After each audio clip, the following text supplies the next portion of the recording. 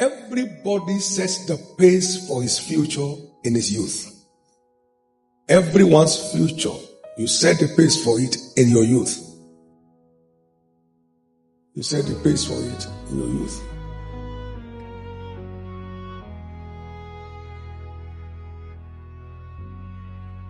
So mind what you're engaging in this season is going to define what awaits you tomorrow. A serious-minded young man today will be a disciplined person tomorrow. And I will take him to anywhere. A wasteful youth today will be a wasteful youth, a wakeful elder tomorrow. And when the prodigal son wasted his resources, he began to be in want. So it's all about you taking responsibility early. A long time between now and when you're back or returning students. Long time. Long enough to make a man out of a child. Long enough to rewrite the story of anyone who chooses to. Long enough. It's not long enough for anyone to destroy his future. It's not long for anyone to destroy his future. So make your choice. One of my early visitations by the grace of God was Lamentation 3:27. It's good for a young man that he bears his yoke in his youth. It's good for a man that he bears his yoke in his youth. I came across that in 1970. I was 16 years old. Praise God. Good for a young man to take responsibility, a man to take responsibility in his youth. Good for a young man. I've told the story before. I discovered that I knew I wasn't good in communication art. I wasn't good. So I decided to train myself on how to communicate by gathering what we had then as African Writer Series, Cypran Ekwensi, Lechi Amadi, T.M. Aluko, all that stuff. By the time I was through those stuff, I became a wordsmith. I could speak at any instance you call me. I took time. No, I'm not good in this. And I need this one for living. Whether you're in science or in aviation or anything, you need communication.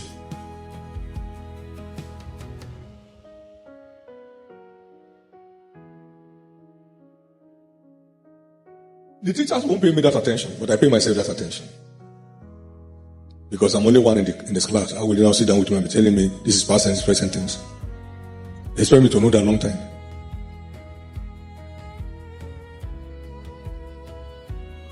That set the pace for my days as a youth. I started buying books by myself at the age of 20. I wanted them to capture my lively picture today, but there was no time. I wasn't too conscious of the 7 o'clock time, although I've been informed. But you find books out there that is 1 naira 5 kobo. Whole book. And you find my time of reading and dates on it. The director ADC was discussing on our program, and then I said, oh yeah, there's a book. Green color.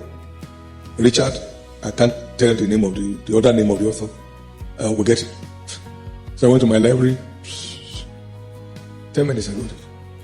I read it last in 95.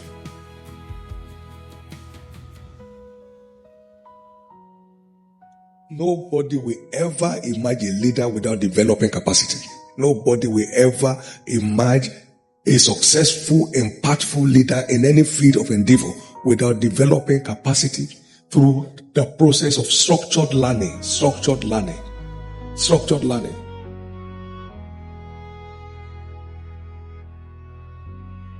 You can't inherit capacity. It cannot be imparted. You can't pray and fast into it. You learn and exercise yourself with your discoveries to develop capacity.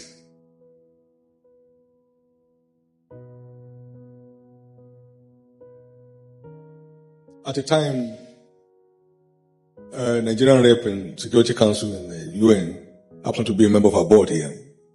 And then We were in a board meeting. After we closed, he said, "Can I tell you something? You led this meeting tonight like Bank Moon will lead the council meeting. Developing capacity. I had enough time to learn meeting processes, how to provide leadership in the meeting. You can't have it without going for it. You have a lot of time, sir. I was very, very poor in mathematics because I had no interest. I just didn't have interest. I had some of my senior ones say, "Don't mind that thing, it's not necessary.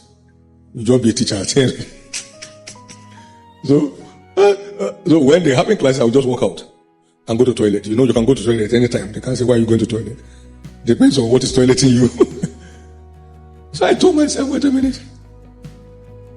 There's no wasted knowledge. And so one of the young teachers said to me, "David, the same brain you need for biology is the same one you need for chemistry. The same one you need for history. It's his interest that makes the difference." That changed my perspective. So I settled down for a midterm break. So I jumped from the back to the front. Straight. 2 days. You have enough time to change your course. Instead of whiling away your time and roaming about the street and saying, "I don't even know what to do." You don't know what to do with all that's awaiting you in life. Do you have a vision? How are you investing towards that vision? These are not things by chance. They are things you must wake up to. If anybody is thinking of just emerge a leader tomorrow, you are wasting your time. It's like they say here, wishes are not horses. If wishes were horses, beggars will ride. Now, take us through this for a few minutes that we have. Nurturing the leadership potential in you. Remember a threefold mandate as a university? It's captured in the following statement. Raising a new generation of leaders through a qualitative and life-applicable training system that focuses on value and skill development. I would suggest we keep retreating this time and again, not less than once in a month. People should know what exactly our training module is packaged to achieve. Raising a new generation of leaders through a qualitative and life-applicable training system that focuses on value and skill development. I'm sure you get it on the screen sometimes. But it's in your books. All the books that you have is in it. Raising a new generation of leaders through a broad-based qualitative education. What? Based on sound biblical principles. The source of ultimate wisdom. Culminating the path of pathfinders, pace setters, and trailblazers.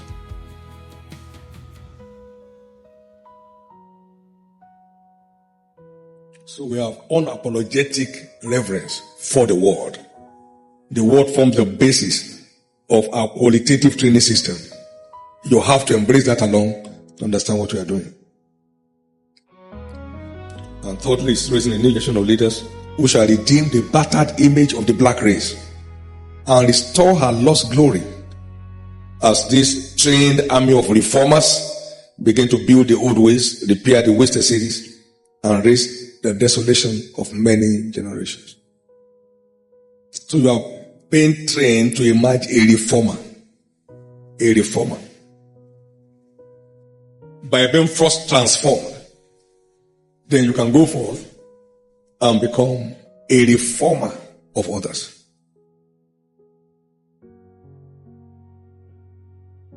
Only changed people can change their world.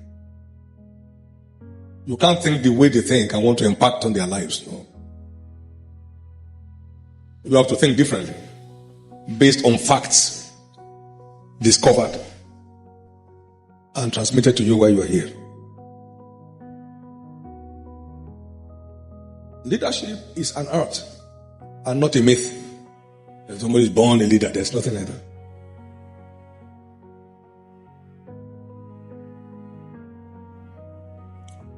Leadership is a product of capacity building.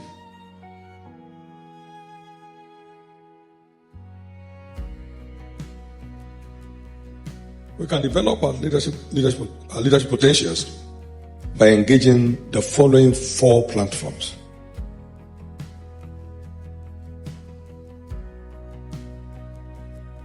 Or if you like,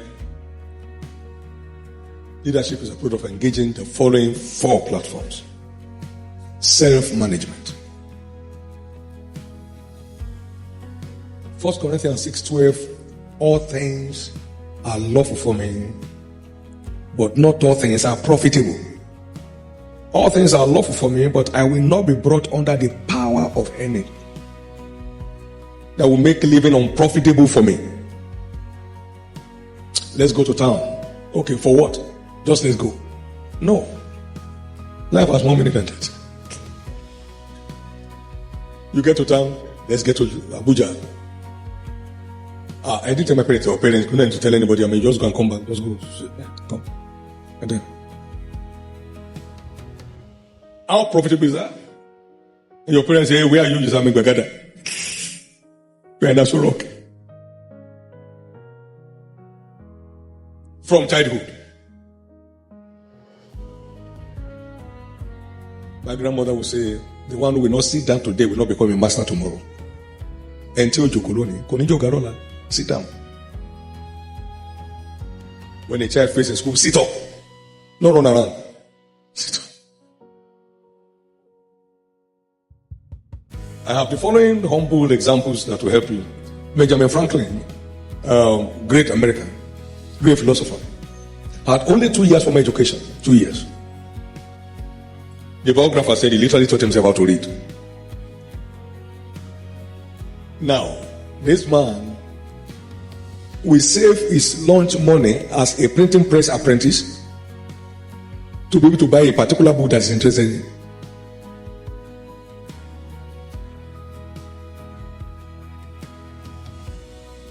Benjamin, by investing on himself, became one of the foremost American philosophers. He single-handedly negotiated the French government support for the revolution, which was the only way they won the battle. I saw their film sometimes on one of those television programs on the 4th of July when they were celebrating their independence. The founding fathers were all there. They were putting their names and all that stuff and showing their pictures. A stark illiterate by efficient self-management. Efficient self-management. You have gone to school all your life. Pre-Kish, Crash 2, Crash 4. Somebody had only 2 years in school and developed such capacity to impact on his world. I read this at one lunch in Europe while waiting for my connecting flight. From that time, I kept looking for anything Benjamin Franklin. Because of the awe that meant to me. Then we have R.G. Lutoroni, a roadside mechanic, who thought that the weight of road construction was weighty. You have 100 mules, 50 will carry earth, and 50 will carry straw because they must eat. They don't eat, they just go sit down. So, a lot of effort.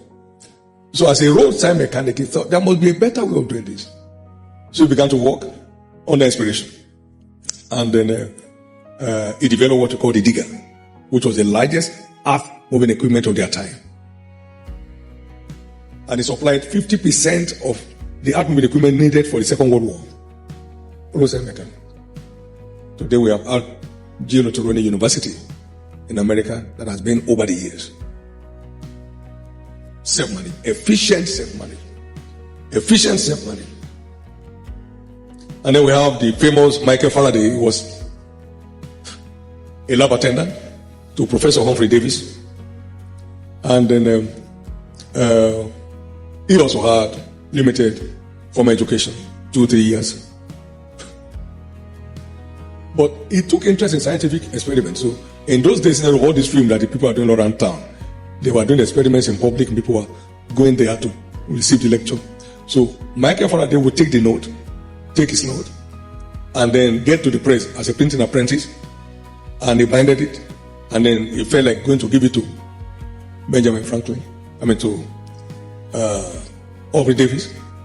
So when Aubrey Davis lost his lab attendant, he remembered one young person brought him something. So he rode on his horseback to the printing press where he did it. Hey Mike, would you like to be a lab attendant? I saw you were interested in science. Oh yeah, with all pleasure. So he was. At a point, scientists claim that he was more rational in his reasoning than Aubrey Davis. So when Prof went to heaven, naturally he inherited the lab.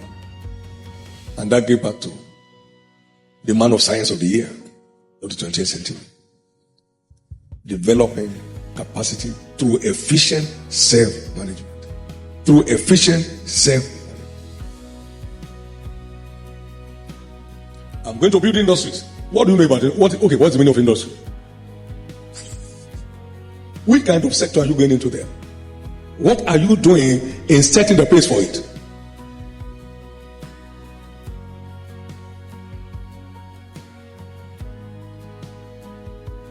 Self-management is all about setting order over one's life.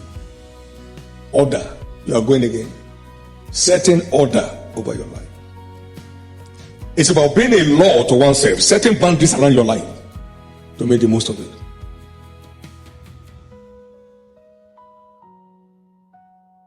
It's about being able to separate between the lawful and the expedient. There's nothing wrong in going to greet somebody who just gave birth to a child, but what is your going to add there? Can't you go by just merely communicating? Congratulations, instead of 5 hours on the road? And you arrive, they say, I hope there's nothing. They were not expecting you. You are not adding any value to them. In Africa, people go to places where they don't want them and where they are actually important. You arrive at somebody's place, you say, it's not proper for me not to come since you open your house. So I had to come from Maiduguri to Ibadan. So now I say, oh, so where are you staying? I'm staying here. Why go to where you are tolerated? Why?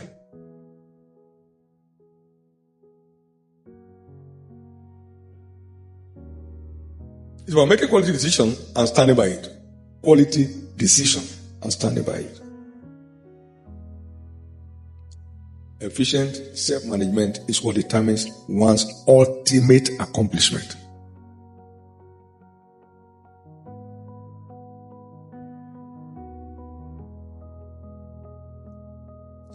I've been a student of church growth since 85. Since 85. An ardent student. What are we saying? Growth. Why? Learning how to do it.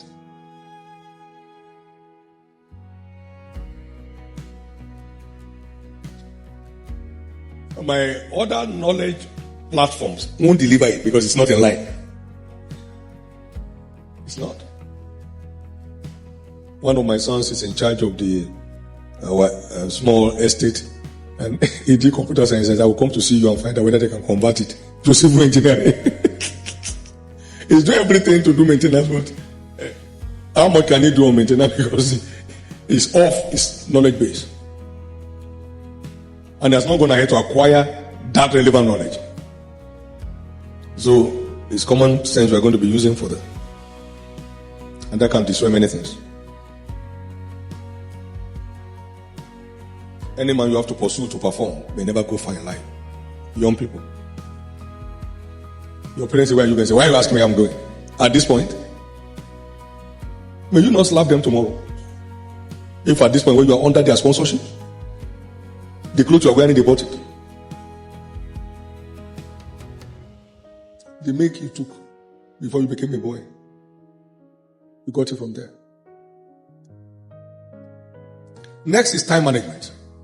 Efficient time management. Efficient time management. Ephesians 5 from verse 16. Redeeming the time because the days are evil. To redeem means to buy. Buy up your time. Let your time hold value to you. Otherwise, evil will creep in.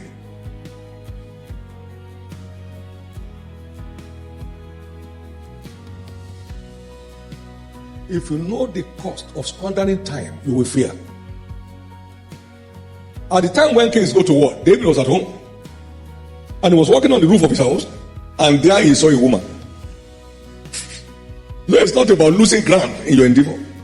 It's about falling into evil.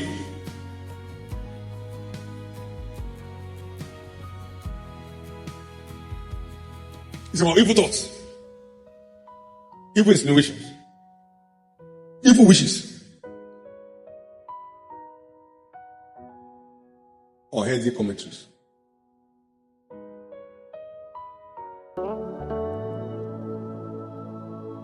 Colossians 4:5. Walk in wisdom towards them that are without, redeeming the time. They would eat up your time. How are you now? As your father, your mother, your brother, that your sister that I spoke to 20 years ago, where is she now? They are looking for what to say, looking for what to say. There are people who just are there to help rubbish your time. You don't have value for it, you lose out.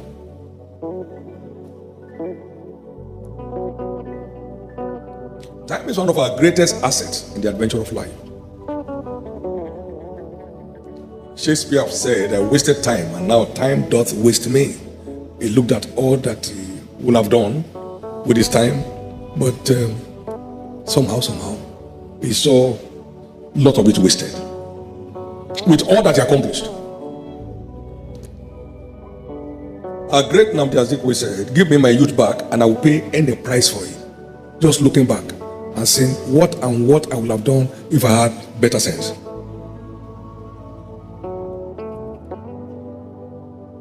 Quality time investors usually end up as newsmakers. Invest time. Don't look for the easy way out. You live a crooked life by doing that. All smart time investors, more often than not, end up as stars in their fields of endeavors. Do you have some challenges, some courses or programs that you are running? Invest time during this season to revert it. Sit down with your mate who knows better. There's no shame in knowledge. When I was riding my fantastic Volkswagen B2, there's one brother very good at it. He has a Volkswagen brain.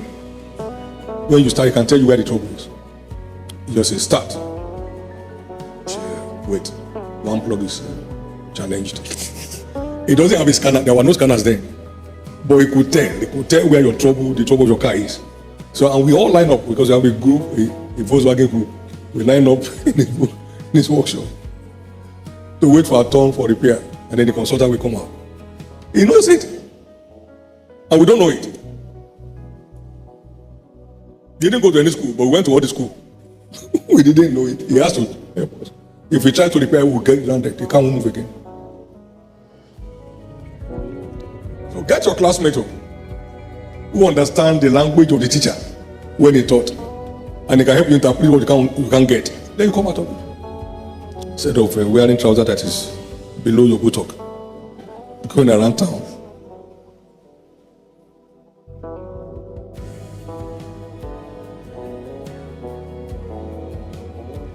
Those who make news, how they have time to watch them? Their time is invested making the news for others to watch. May you end up a newsmaker, not a news watcher. And it says,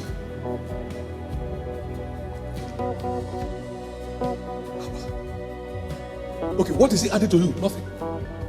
Nothing. When you hear a vehicle move like that in America, it's a black American. No, it's a black American.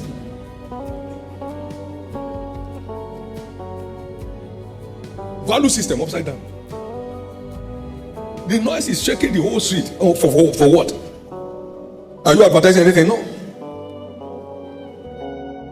And now today you have all the media, social, anti-social. You have all of them. You can be busy 25 hours a day. Watching nonsense, that's adding no value. But that's not you. That's not where you're coming from. So, giants give birth to giants. If you end up here as a mediocre, you are not here. You better connect. Those core values are not laws to keep you as a student. They are values to give your life meaning. Interestingly, time is an asset of equality. Why some invest it, others simply squander it. You won't squander your time.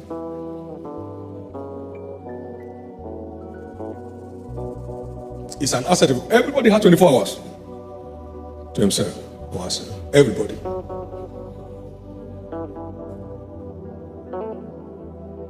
Can I tell you something that may shock you?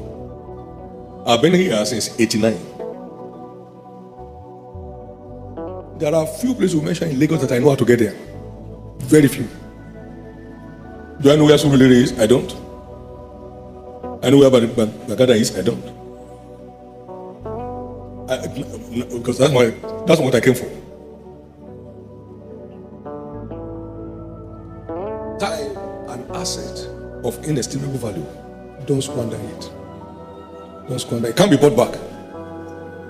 It cannot be bought back.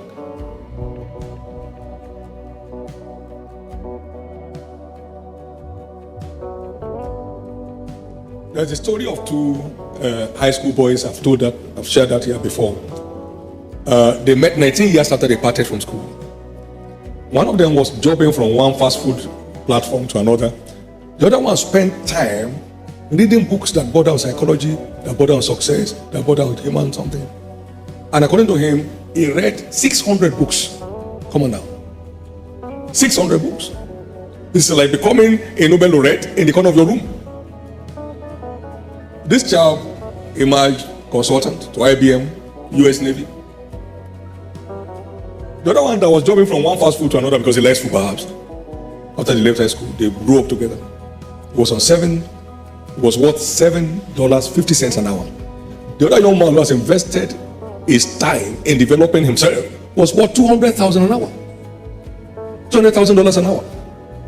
Real life story. Real life story.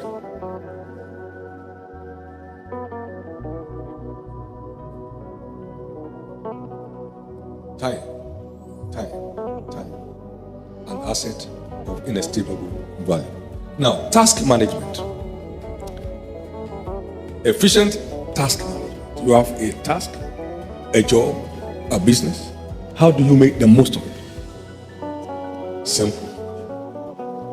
Invest maximally. Your time, your energy, your resources. They call it diligence. Proverbs 12:24. The hand of the diligent will end up enthroned, but the slothful shall remain under tribute. You can only walk your way up. You can't wish your way up. You can only walk your way up. You can't wish your way up. You can only walk your way up. You can't wish your way up. I saw this truth early in my life. Proverbs 22:29. Seest thou a man that is diligent in his business, he shall stand before kings, he shall not stand before me men.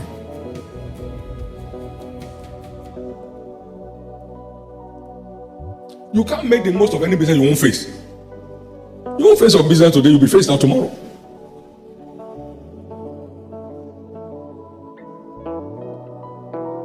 I've defined the business as an art of exchange of values for the benefit of the parties involved. I've spent my time to create this artwork, right?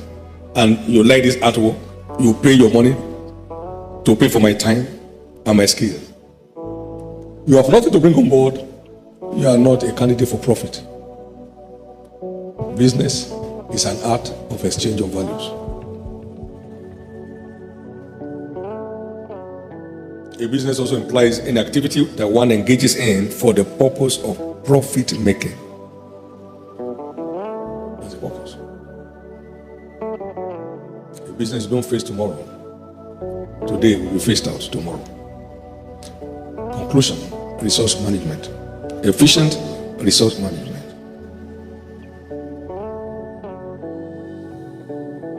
Proverbs 18 and verse 9. He also that is slothful in his work is a brother to him that's a great waster. So they share a common heritage. The slothful and the waster, they end up in lack and want. They end up as peasants while others rule. Poor management is the reason for the misfortune of many. Because whatever is not well managed is sure to be damaged.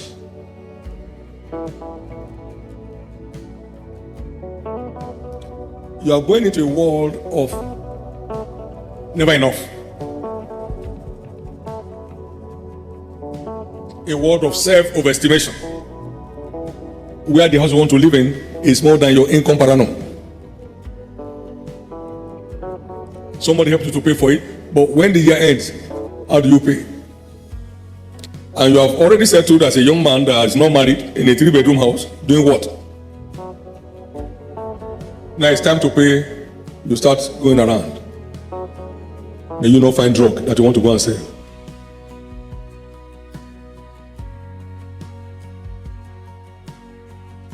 The office of this ministry at the beginning was 2 rooms, 100 naira a month. 100 naira a month. I was there and 5 coppers. We work until work can't be worked again. 100 naira a month.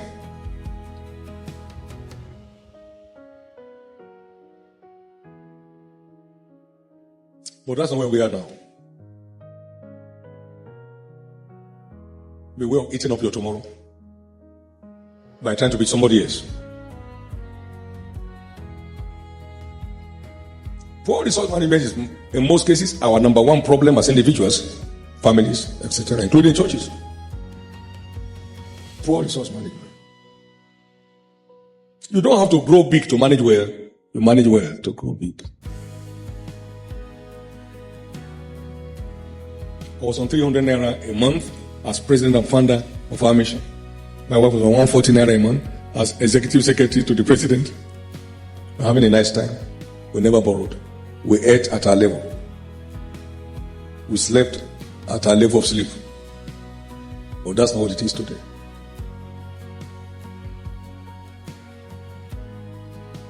The time came I tried to check how many people work in our place that we pay. It's quite some number. We didn't have that number 3 years in ministry.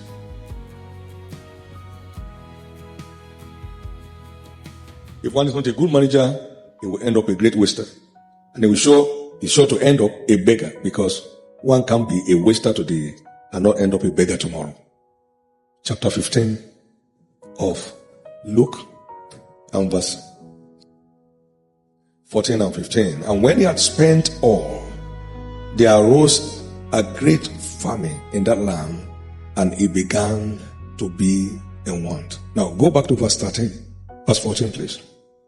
And not many days, and when he had spent, and not many days after, the young son gathered all together and took his journey into a far country, and there wasted his substance with riotous living. Was on a riot against himself. Riotous living. Big guy.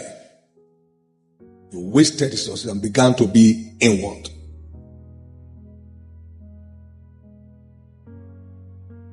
There was nothing I earned at any time. There was not enough.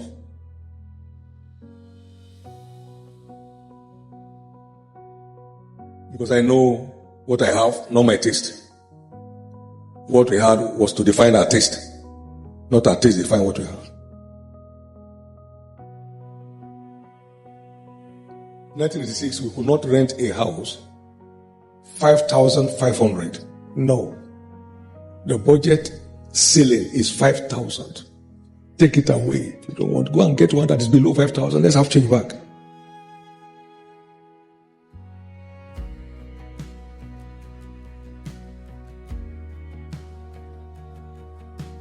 But building a house cannot be a testimony for us anymore.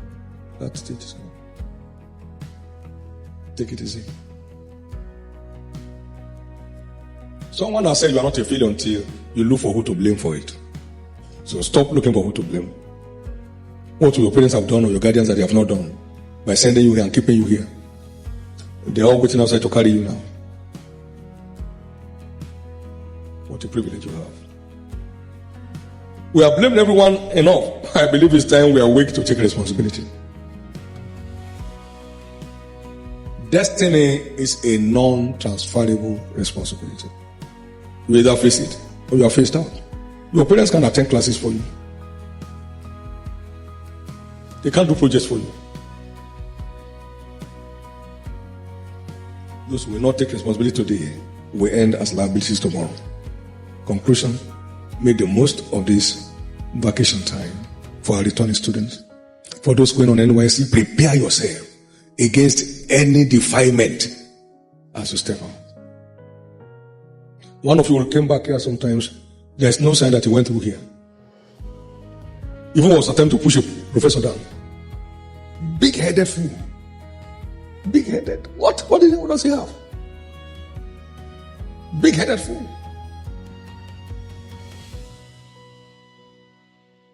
Nothing from here went to him. Nothing.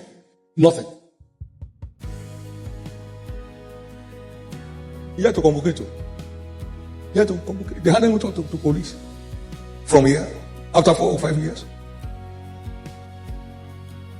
You better watch it.